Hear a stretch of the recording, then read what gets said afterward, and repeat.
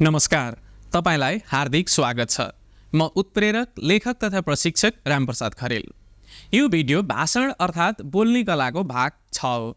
यस भागमा हामी भाषण कला अन्तर्गत प्रतिक्रिया, भाषणका बारेमा थप केही कुरा र भाषणमा नैतिकताका विषयमा अध्ययन गर्नेछौँ। प्रतिक्रिया प्रस्तुतिको एउटा पाटो प्रतिक्रिया हो। भाषणको अन्त्यमा तपाईले प्रतिक्रिया माग्दा राम्रो हुन्छ। प्रतिक्रियाहरू विभिन्न रूपमा आउन सक्छन्। प्राप्त प्रतिक्रियाहरूलाई तपाईको तर्फबाट पनि विश्लेषण र संश्लेषण गरी आगामी दिनका लागि सदुपयोग गर्नु पर्दछ। भाषणका बारेमा थप केही कुराहरू। मञ्चमा बोल्न डराउँछन्। धेरै मानिसहरूले आफ्नो विषयमा विज्ञता राखे पनि मञ्चमा गएर बोल्न डराउँछन्। उनीहरूलाई आफूले गल्ती गर्न सक्छु वा बोल्न जान्दिन भन्ने डर हुन्छ। तर तपाईले बोल्न कुनै डर मान्नु पर्दैन। बोल्ने कला हो, जसलाई सिक्नुहोस्।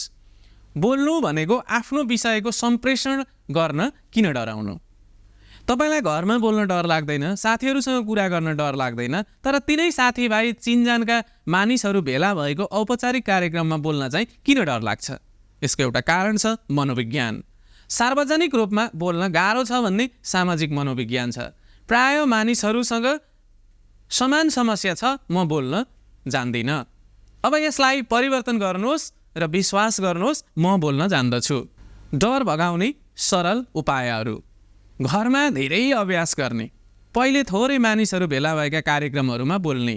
मौका पर्खेर होइन, खोजेर बोल्न उत्साहित हुने।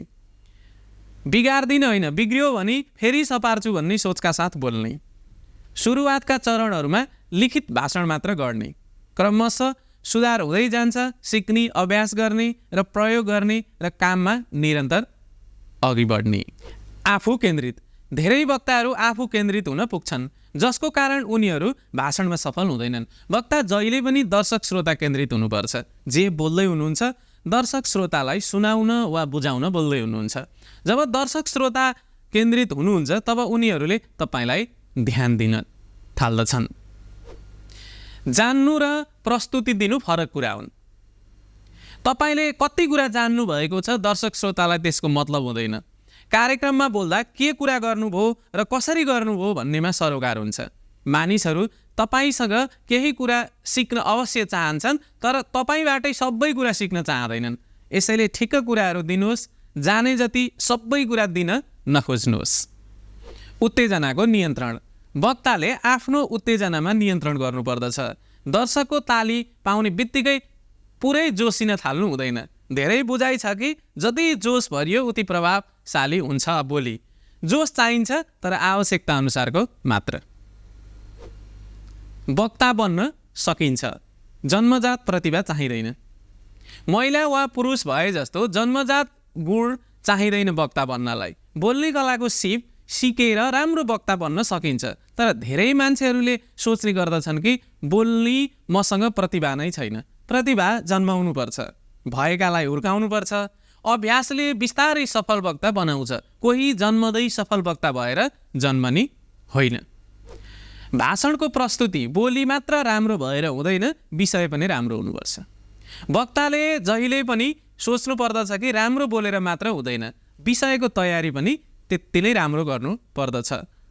हामीले अगाडि नै भनिसकेका छौँ, भाषण भनेको विषय र प्रस्तुतिको संयोजन हो।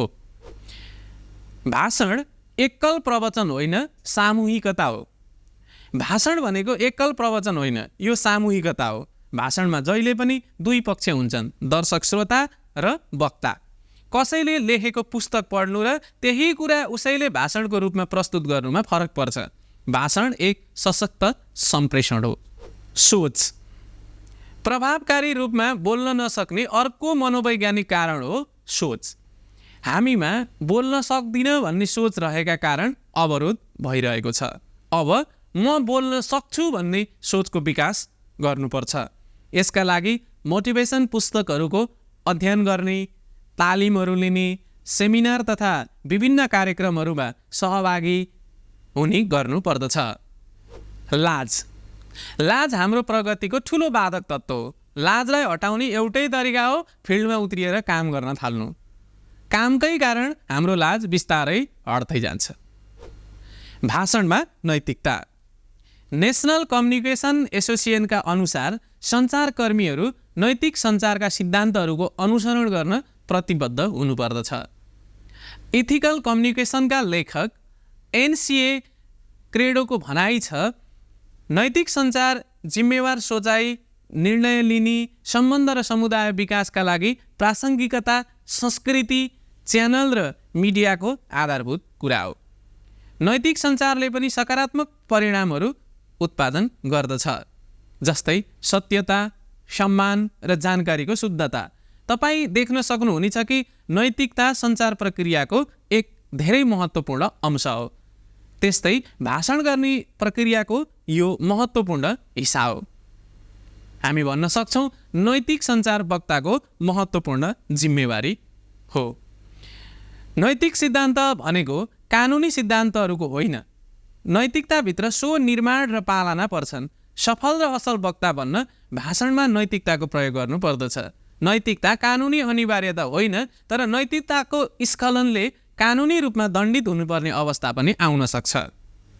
भाषणमा नैतिकताको प्रयोग कसरी गर्ने, यस सम्बन्धमा केही आधारभूत कुराहरू राखेको छु। पहिलो, स्रोत सामग्रीको उल्लेख।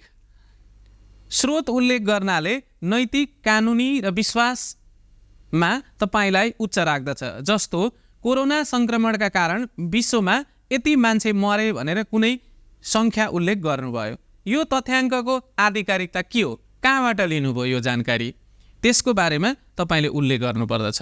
उदाहरणको रूपमा नैतिक सूचना। विश्व स्वास्थ्य सङ्गठनका अनुसार कोरोनाका कारण विश्वमा यति मानिसहरूले ज्यान गुमाउनु पर्यो। अनैतिक सञ्चार। कोरोनाको कारण विश्वमा यतिजना मानिसहरूले ज्यान गुमाउनु पर्यो। पहिलो वाक्य स्रोतसहित आएको छ, जसले तपाईँको कुरालाई विश्वासयोग्य बनाएको छ। विश्व स्वास्थ्य सङ्गठनलाई क्रेडिट पनि दिनुभएको छ। नैतिक वक्ताको रूपमा पनि तपाईँ उभिनु भएको छ। अरूका कुरालाई केही भागहरू आफ्नो भाषामा राख्न पाइन्छ, तर त्यसको श्रेय सम्बन्धित व्यक्ति वा संस्थालाई दिनुपर्दछ। दोस्रो वाक्यले स्रोत देखाएको छैन, जसका कारण तपाईँको बोलीमा विश्वास गर्न सकिँदैन। यो कुरा तपाईँले अनैतिक रूपमा बोलेको हुन जान्छ। यदि तपाईँले अरूका सामग्रीलाई स्रोतको रूपमा राखेर केही लेख्नु भएको छ भने, अनुसन्धान गर्नुभएको छ भने, ती सामग्रीहरूलाई सन्दर्भ सामग्रीका रूपमा राख्नै पर्छ।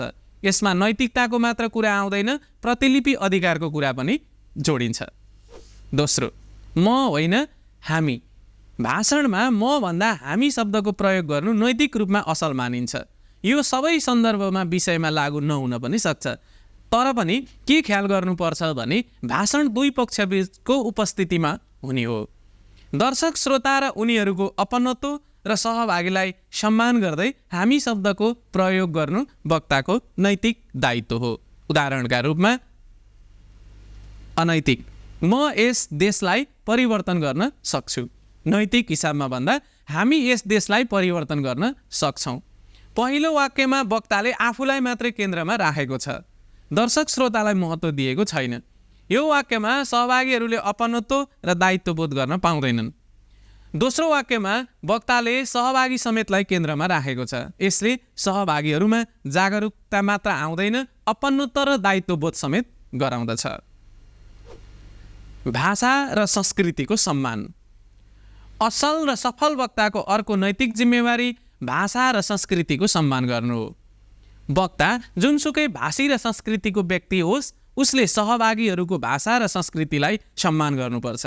तपाईँको भाषणले सहभागीहरूमा जागरण ल्याउनु पर्दछ। सहभागीको सम्मान। सहभागीहरूको सम्मान गर्नु वक्ताको अर्को नैतिक दायित्व र इमान्दारिता हो। कुनै वक्ताको भाषण सफल हुनुमा उसको मात्र हात हुँदैन, सहभागीहरूको सक्रियता पनि महत्त्वपूर्ण हुन्छ।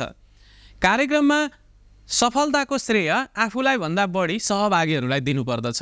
आयोजकहरूप्रति आभार व्यक्त गर्न भुल्नु हुँदैन। इमान्दारिता। आफ्नो विषय तयारी र प्रस्तुतिमा इमान्दारी रहनु वक्ताको अर्को नैतिक जिम्मेवारी हो। अस्पष्ट वाक्य, दोहोरो अर्थ लाग्ने, अरूलाई अपमान बोध हुने तथा सहभागीहरूलाई होच्याउने जस्ता शब्दहरूको प्रयोग वक्ताको बेइमानी हो। नैतिक सिद्धान्त भनेको कुनै राज्यको कानुनले निर्देशन गरेको नभई स्वाभाविक रूपमा स्थापित सामाजिक मूल्य मान्यता हो। यो भिडियोमा हामीले भाषण कला अन्तर्गत प्रतिक्रिया, भाषणका बारेमा थप केही कुरा र भाषणमा नैतिकताका बारेमा अध्ययन गर्यौं। यसको बाँकी विषय भाग 7 मा चर्चा गर्नेछौँ। प्रतिक्रियाको अपेक्षासहित म बिदा हुन्छु। नमस्कार, धन्यवाद।